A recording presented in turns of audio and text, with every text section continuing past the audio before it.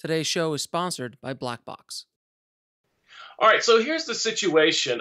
You have this scenario where you've been working on your craft for a long time, you've had some successes, and finally you get that wonderful call. Somebody in LA wants to actually talk to you about your work. And so after you peel yourself off of the ceiling, suffering from, catatonic bliss, you Sure. start to come back to planet Earth. You realize, okay, what do I do now? So I figured there's two main aspects to this question. There's the logistical idea of the how do we actually mechanically get to the meeting, and then the content of the meeting itself. So logically starting with the logistics of the meeting, the first question that popped into my mind, of course, was assuming you're living somewhere that's not close to driving distance to LA, Sure. do I need to pay for that trip, or is it assumed that the studio or whoever's hosting the meeting will? I doubt it, but it's a question that, I just got to ask. So the way I can answer this is I need a little bit more information. First of all, is the studio a major studio? No. Okay. So it's a production company, basically. Yes. Okay. Any meetings with production companies? Is it a major production company? If you told me the name of this production company, would I know them? I think if I told you the name of the producer and some of the titles that he's generated, you would know who he is. Has he asked you to fly to LA? Not yet, but I've heard through the grapevine that that very well could be coming. Okay. And how did this person, did you reach out to them or did they find you? How did that work? I have a kind of a partner in crime that's working on this project with me, and they have an actor friend that's good buddies with him. And so they've been talking at this party recently about this project that we're working on, and he's saying that sounds like a really good idea. I might have to have them come out and pitch that to me. So, yes. Okay, I get you. So I've gone down this road, man. I have actually been down this road, specifically this exact road, because I'm originally from Florida and having to fly out to LA and all that kind of good stuff. So if you're going to make the journey out here and you're going to do the pitch, you can't come out for one person. You've got to set up other meetings. You have to set up other business for this trip to even make sense for you. If not, if you're coming out to pitch one person and it's not a major, I don't know. I wouldn't do it personally. I would be like, that just doesn't make sense. If you want to make a trip out here to see the lay of the land, make other, meetings, other things like that, make a trip out of it, then that makes a little bit more sense. That they would ask you to come out without paying is a bit weird for me. Generally speaking, because if they want to pitch, look, you could pitch on Skype, man. We could have a Skype.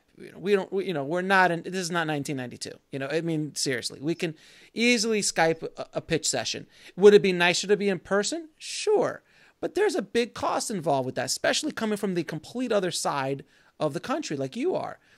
So you're talking about, if you come out for a few days, this trip could easily run you over $1,000 easily, if not more.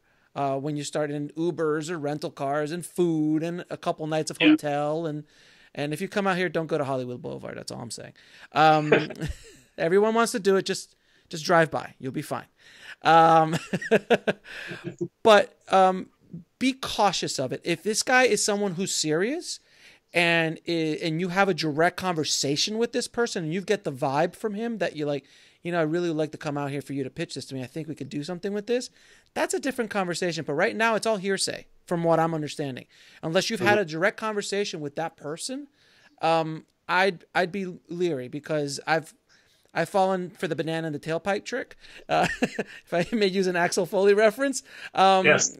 So in the sense that like, oh, my friend is at this party in LA and he pitched the story and the producer really likes it. It's a very cliche, horror story, that we hear here in LA all the time. Even in movies, you hear that kind of cliche kind of pitch. So just be wary of it. If you have a conversation with that producer specifically, and that producer is vetted, meaning that that this producer is a real dude who's doing real things. And by the way, you've got to make sure that producer is doing real things, because just because his name is on IMDb as an executive producer on a show, or not a show, on a show or a property or something like that. Well, executive producer on a show is different, but an executive, I'm talking about, is this a feature or a show? It's being pitched as a series, but we're also doing it with the understanding that we could easily turn it into a feature to springboard the series. So okay. we're willing to negotiate. So whoever that person is, make sure that they're just not a producer by name, that they actually have some juice, because I've had meetings with many producers who say they're producers, who say they have money, but they just don't. And they just either attach themselves to projects, or happens to be one of those guys who knows everybody and kind of connects people, but really doesn't have any juice or really can't get anything off the ground. I don't want you wasting your time. So be very wary of all of that before you go down that road. That would be my biggest advice on that. But if you can come out here, man, anytime you can come out here, if you can make a trip out of it, it's well worth it. But definitely just don't come out for one dude. Okay, sounds great. But in essence, if it is somebody who's genuinely serious, they're very reputable. That's something that the studio or the production house should finance. Yeah, look, there's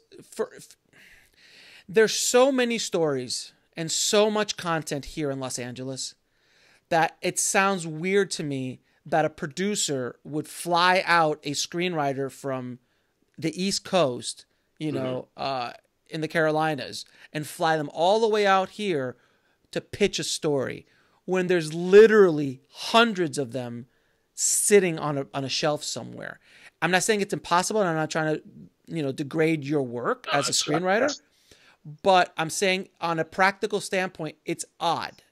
Not impossible, but odd if they would pay for it. Now, if it's a studio, and studios are different. They'll fly guys out from all over the place if they think the script is solid.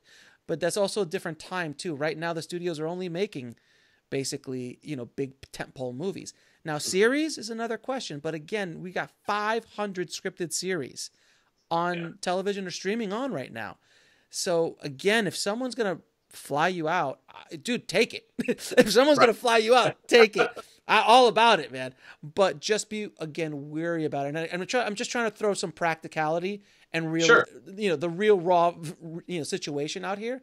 And again, it's just from my perspective, but I find it odd. But could it happen? Absolutely. But it is definitely a unique scenario. I wanted to share with you this amazing new service called Black Box. Imagine taking old footage that you've shot in the past and being able to submit them to all the major stock footage firms, all with one click. And you can split the commission among multiple crew members or creators. So to sign up for free, just go to blackbox.global.